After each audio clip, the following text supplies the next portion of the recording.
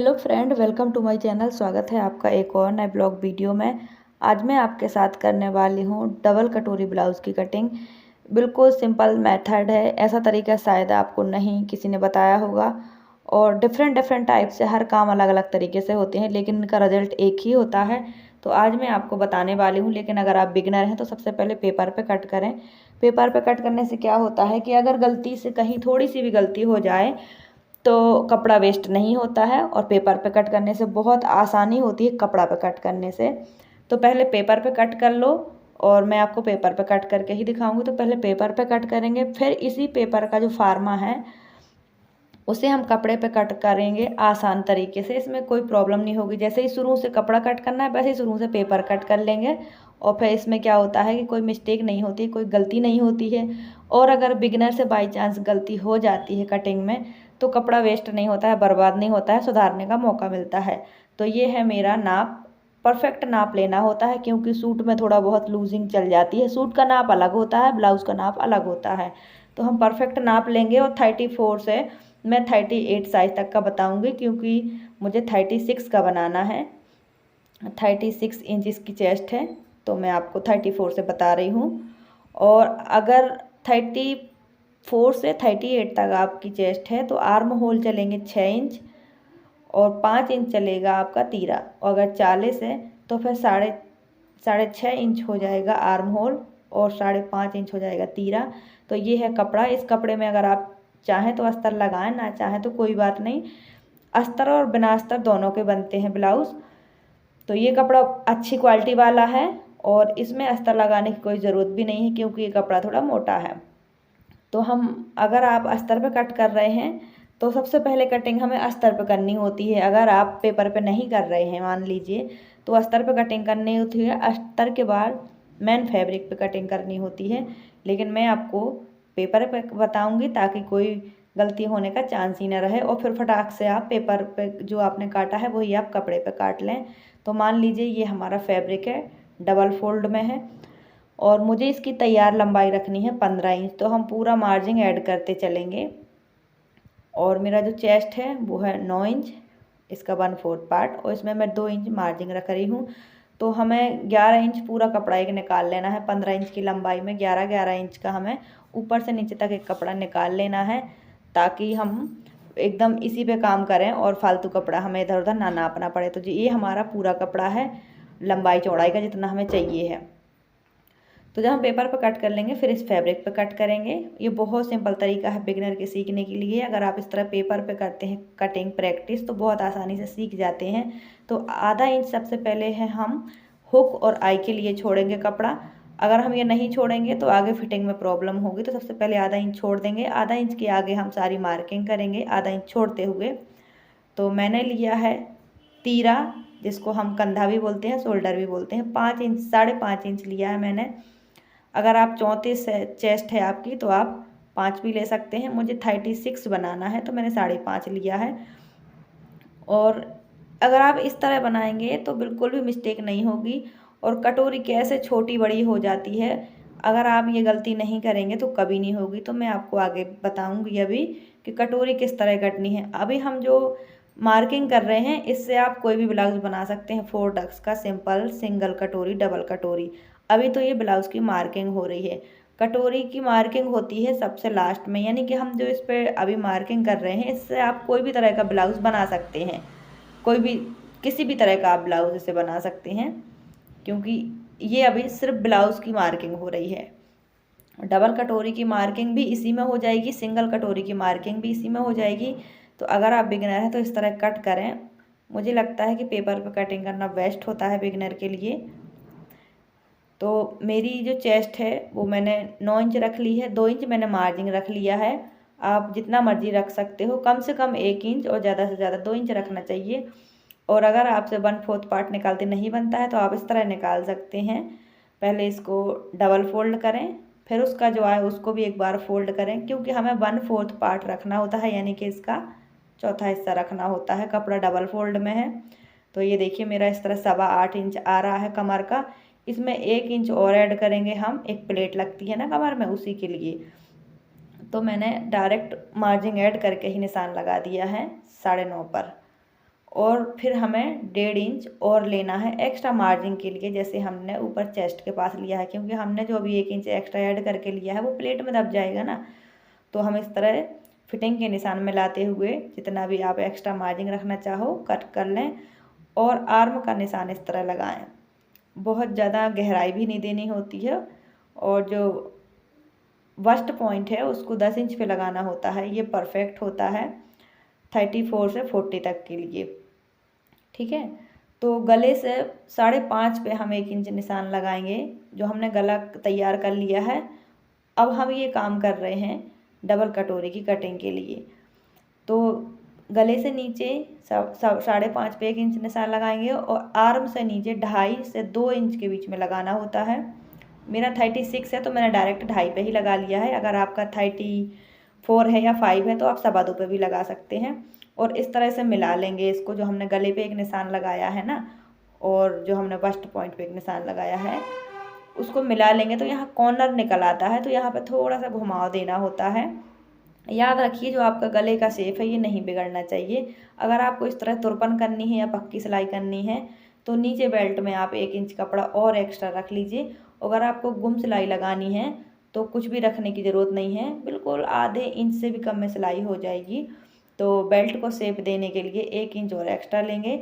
2 inch मैंने चौड़ी belt ली है और फिर इस पे हम 1 इंच और ऊपर की तरफ कर लेंगे। पूरे पहले हम 2 इंच पे निशान लगा कर मिला लेंगे, यानी कि इसे सीधा कर लेंगे और फिर 1 इंच का हम घुमाव देंगे। इससे अच्छा शेप आ जाता है, यानी कि चेस्ट में कोई झोल नहीं आता है, नीचे कमर के पास बहुत अच्छे से बैठ जाती है। तो इस तरह से हम इसकी बेल्ट भी रेडी कर लेंगे। और आपको अगर इसकी स्टिचिंग भी जाननी है तो आप कमेंट करके पूछिएगा, मैं बताऊंगी। और मेरी बहन किसी एक बहन ने पूछा था कमेंट करके कि डबल कटोरी के ब्लाउज़ की उनकी कटोरी छोटी पड़ जाती है, तो अभी आप कटोरी कटिंग करने में गलत कर देते हो इसलिए छोटा पड़ जाता है। ये जो मैं आपको बता रही हूँ ये सिंगल कटोरी भी इस पर बन जाएगी, ठीक है। ये जो आप देख रहे हैं इस पर सिंगल कटोरी बन जाएगी और इसी के मेथड से आगे डबल कटोरी बनती है। तो आप लोग यहीं पे गलती कर देते हो और ये जो कटोरी निकलेगी आपने इसी पे स्टिचिंग कर दी होगी, इसलिए आपकी कटोरी छोटी हो जाती है। तो डबल कटोरी में ऐसा नहीं करना होता है। अगर आप सिंगल कटोरी बना रहे हैं तो डायरेक्ट ऐसे ही बना सकते हैं 1-1 इंच की प्लेट डालते हुए, ठीक है। बिल्कुल इसी पे बन जाएगा क्योंकि हमने इसमें 1-1 इंच मार्जिन रखा है कमर में। लेकिन आप डबल कटोरी बना रहे हैं तो आपको दूसरे कपड़े पे इस कटोरी से डबल कटोरी निकालनी पड़ेगी। तो इसे पहले कट कर लेंगे और इसमें फिटिंग का ध्यान रखना होता है बहुत ज़रूरी। और कंधे गिरने की प्रॉब्लम वैसे तो जो कटिंग मैं बताती हूँ इसमें कभी नहीं हो सकती है, लेकिन अगर आपको फिर भी और डाउट अपने क्लियर करने हैं तो आधा इंच शोल्डर की तरफ से आप एक्स्ट्रा कट कर दीजिए जो कंधे की साइड है। तो देखिए इस तरह से हमारी ब्लाउज़ की कटिंग हो गई है। तो ये जो हमें कटोरी निकालनी है उसको भी हम निकाल लेंगे। और आप अगर बिगनर हैं तो पिन ज़रूर लगा लिया करो, इससे कपड़ा ऊपर नीचे नहीं होता है। तो हमने कटोरी कट कर ली है और पूरा ब्लाउज़ कट कर ये लिया है। तो हम पूरा ब्लाउज़ तो सीधे में बिछाते हैं, यानी कि सीधे में कट करते हैं। लेकिन अब जो हमें कटोरी कट करनी है वो उरेब में करनी है खिंचाव के लिए, क्योंकि उरेब कपड़ा खिंचता है। बाकी का हमने जितना भी बेल्ट काटी है और ब्लाउज़ कट किया है उसे सीधे पे किया है। लेकिन हम अब इस जो हमने कटोरी कट की थी इसी से हमें डबल कटोरी निकालनी है। तो सबसे पहले हम सेंटर निकाल लेंगे। जो हमने कटोरी बना ली है ना कपड़े पर, जो हमने कट कर ली है पेपर पे, इसी कटोरी से हमें डबल कटोरी बनानी है। तो पहले हम इसी के सेंटर के जो निशान है दूसरे पेपर पर लगा लेंगे जिस पे हमें डबल कटोरी तैयार करनी है। देख लीजिए इस तरह। तो सेंटर के निशान लगा लेंगे, फिर इससे बाद में कन्फ्यूज़न नहीं होगी। तो नीचे की तरफ 1.5 इंच का निशान लेंगे, इससे डबल कटोरी बनेगी और साइड साइड में 1-1 इंच का निशान लेंगे। देखो इस कटोरी से हमें जो हम कटोरी बना रहे हैं ना इसी के अकॉर्डिंग बनानी है, लेकिन वो कटोरी हमें बड़ी बनानी है।